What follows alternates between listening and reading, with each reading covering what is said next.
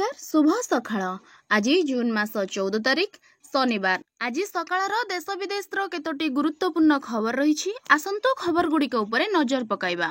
Number 1 रे रही भत्ता टंका बढ़ाइले ओडिशा सरकार। भुवनेश्वर रिपोर्ट्स पेन राज्य रे कार्य करुथिबा गृहरक्षी एवं बेसामरिक प्रतिरक्षा स्वेच्छासेवी दैनिक भत्ता परिमाण बढ़ाइछन्ति राज्य सरकार। एही भत्ता वृद्धि को पिछिला भाबे जनवरी मासरु लागू करा जिवो। राज्य सरकारଙ୍କ एही निष्पत्ति क्रमे गृहरक्षी दैनिक भत्तारे 11 टंका वृद्धि होईछि। बेसामरिक स्वेच्छासेवी दैनिक भत्तारे 119 टंका वृद्धि होईछि। सेहीपरि सेमानଙ୍କ तालीम भत्तारे 112 टंका वृद्धि होईछि। राज्य सरकारଙ୍କ एही घोषणा अनुसार गृहरक्षी एणिकी 623 टंका पाइबे। पूर्वरु सेमाने 612 टंका पाउथिले। सेहीपरि बेसामरिक प्रतिरक्षा स्वेच्छासेवी माने दैनिक भत्ता आकार रे 150 टंका एवं तालीम काल रे दैनिक 140 टंका पाइबे। जेतेबेले तांको सेवार आवश्यक हेबो सेतेबेले सरकारଙ୍କୁ नियोजित करिबा सह एही भत्ता प्रदान करिवे।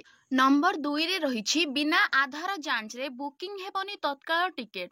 तत्काल टिकेट नियम रे परिवर्तन बिना आधार जांच रे होई परिबनी बुकिंग। रेल मंत्रालयर बड़ निष्पत्ति एणिकी यात्री माने बिना आधार प्रमाणपत्र जांच रे तत्काल ट्रेन टिकेट बुक करि परिबे नाही। मंत्रालय पक्षरु स्पष्ट करा जायछि जे टिकेट बुकिंग संपर्क रे एही बड़ परिवर्तन 1 जुलाई 2025 रु कार्यकारी हेबो। सूचनायोग्य जे निकटरे रेल मंत्री अश्विनी वैष्णव तांको ट्विटर अकाउंट रे एक पोस्ट माध्यम रे कहिथिले जे एही नियम गुड़िक शीघ्र कार्यकारी हेबो। 10 जून 2025 रे रेल मंत्रालय द्वारा जारी एक सर्कुलर रे समस्त रेल जोन सहित सूचना शेयर करी कुहा जायछि जे साधारण उपभोक्ता माने जेपरि तत्काल योजनार लाभ पाई परिबे ताहा सुनिश्चित करिबा पई एही निष्पत्ति निया जायछि। कुहा जायछि जे 1 जुलाई 2025 रु केवल आधार जांच होइथिबा उपभोक्ता माने आईआरसीटीसी वेबसाइट किंबा ऐप माध्यम रे टिकेट बुक करि परिबे। एहा परे 15 जुलाई 2025 रु तत्काल बुकिंग पई आधार आधारित ओटीपी प्रमाणीकरण को मध्य बाध्यतामूलक कराजिबो। एहा व्यतीत रेल टिकेट एजेंट माने तत्काल टिकेट बुकिंग खुलिबार 30 मिनिट पूर्वरु टिकेट बुक करि परिबे नाही। एही समय एसी क्लास पई सकाळ 10टा रु 10:30 एवं नॉन एसी क्लास पई सकाळ 11टा रु 11:30 पर्यंत रहिबो। नंबर 3 ने रहिछि आगामी 6 दिन जाय राज्य रे प्रबल वर्षा जारी। भुवनेश्वर आगामी 6 दिन जाय राज्य रे प्रबल वर्षा नै पूर्वानुमान करिछि पाणीपाग विज्ञान केन्द्र। वर्षा सह घंटा प्रति 30 रु 40 किलोमीटर बेगरे पवन प्रवाहित हेबा नै आकलन करिछि पाणीपाग विज्ञान केन्द्र। एबे मौसुमी पई राज्य रे पाग अनुकूल रहिछि। किछि दिन मध्यरे संपूर्ण राज्य को मौसुमी छुईब। आज पई मयूरभंज बालेश्वर भद्रक केन्द्रापड़ा रायगड़ा सह मालकानगिरी जिल्ला रे प्रबल वर्षा सह बिजुली घड़घड़ी नै पूर्वानुमान करा जायछि। एहा सह घंटा प्रति 30 रु 40 किलोमीटर बेगरे पवन बोहिबा नै पूर्वानुमान होईछि। सेही भली आगामी 2 दिन जाय राज्यर समस्त जिल्ला रे हालुकारु मध्यम धरणर वर्षा हेबो। सेही भली आसंता 2 दिन जाय दिन तापमात्रा 3 रु 4 डिग्री तापमात्रा कमिबा नै आकलन होईछि। नंबर 4 रे रहिछि एयर इंडिया विमान दुर्घटना रे जळीगले यात्री मृतदेह चिन्हिबाकू हेबो डीएनए टेस्ट। नुआ दिल्ली अहमदाबाद रे एयर इंडिया विमान दुर्घटना रे मृत्यु संख्या वृद्धि पाइछि। ए जाय 265 जनक मृत्यु होइथिबा कर्तृपक्ष सूचना दैछन्ति।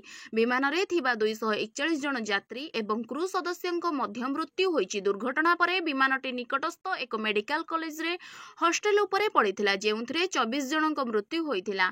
घटना विषय सूचना मिलिछि कि सिविल हॉस्पिटल को आसीथिबा समस्त मृतदेह गुरुतर भाବରେ पोड़ी जाइछि। सेमानंकु चिन्हट करिबा बहुत कष्टकर। लोकंक शरीरर अंश खंड विखंडित होई जाइछि तो किछि पोड़ी जाइछि। वर्तमान मृतदेह गुड़िकर डीएनए टेस्ट हेबो। एनै विमान रे थिबा यात्रींक परिवार लोकंकर डीएनए सैंपल टेस्ट आरंभ होइछि। मृतकंक संपर्कीयंक सैंपल नेबा आरंभ करिछि प्रशासन।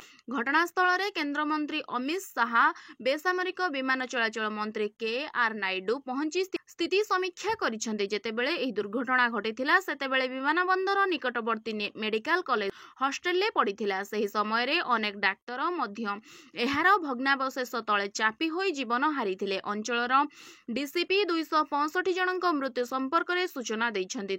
नंबर 5 रे रहिछि जाजपुर रे अणायत झाड़ाबांती मृत्यु संख्या 10 छुईला।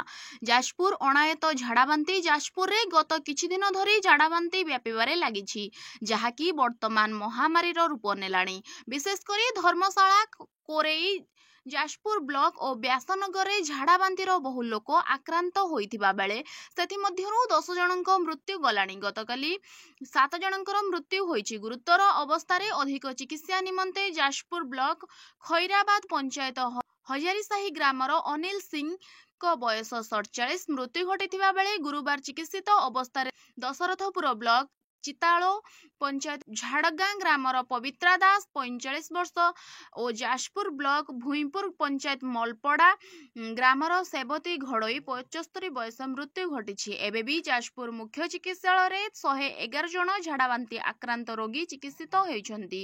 ନମ୍ବର 6ରେ ରହିଛି ସବୁ ପଞ୍ଚାୟତରେ ଖୋଲିବ ଜନପୋଷଣ କେନ୍ଦ୍ର। ସରକାରଙ୍କ ବର୍ଷେ ପୂର୍ତ୍ତି ଉପଲକ୍ଷେ ଖାଉଟିଙ୍କୁ ବଡ଼ ଭେଟି। ରିହାତି ଦରରେ ମିଳିବ ରାସନ, ସାମିଲ ହେବ ମଧ୍ୟବିତ୍ତ। ଭୁବନେଶ୍ୱର ସରକାରଙ୍କ ବର୍ଷେ ପୂର୍ତ୍ତି ଉପଲକ୍ଷେ ଖାଉଟିଙ୍କୁ ଭେଟି ଯୋଗାଣ ବିଭାଗର ବଡ଼ ଉପହାର। ପ୍ରତି ପଞ୍ଚାୟତରେ ଖୋଲିବ ଜନପୋଷଣ କେନ୍ଦ୍ର। ରିହାତି ଦରରେ ରାସନ ସାମଗ୍ରୀ ଯୋଗାଇ ଦେବେ ସରକାର। ସବସିଡି ଦରରେ ମିଳିବ ଚାଉଳ, ଅଟା, ଚିନି, ଲୁଣ, ଡାଲି ପରି ଅତ୍ୟାବଶ୍ୟକ ସାମଗ୍ରୀ। ପାଇଲଟ ପ୍ରୋଜେକ୍ଟ ଭାବେ 5ଟି ପୋଷଣ କେନ୍ଦ୍ର ଖୋଲିବାକୁ ଯୋଜନା। ସାମିଲ ହେବେ ମଧ୍ୟବିତ୍ତ। ଏନେଇ ସୂଚନା ଦେଇଛନ୍ତି ଖାଦ୍ୟ ଯୋଗାଣ ମନ୍ତ୍ରୀ କୃଷ୍ଣଚନ୍ଦ୍ର ପାତ୍ର। ଯୋଗାଣ ମନ୍ତ୍ରୀ କହିଛନ୍ତି ଯେ ଯୋଗ୍ୟତା ମାପଦଣ୍ଡ କ'ଣ ରହିବ ସେ ନେଇ ବିଭାଗ ଗାଇଡଲାଇନ ପ୍ରସ୍ତୁତ କରୁଛି। ବର୍ତ୍ତମାନ 3,26,00,000 ହିତାଧିକାରୀ ଖାଦ୍ୟ ସୁରକ୍ଷାରେ ଅନ୍ତର୍ଭୁକ୍ତ ଅଛନ୍ତି। ତେବେ ଜନପୋଷଣ କେନ୍ଦ୍ର ହେଲେ ପ୍ରାୟ 50 ଲକ୍ଷ ଅଧିକ ହିତାଧିକାରୀ ସାମିଲ ହୋଇପାରନ୍ତି। ତେବେ ଆଜି ପାଇଁ ଖବର ଏତିକି। ନମସ୍କାର, ଜୟ ଜଗନ୍ନାଥ।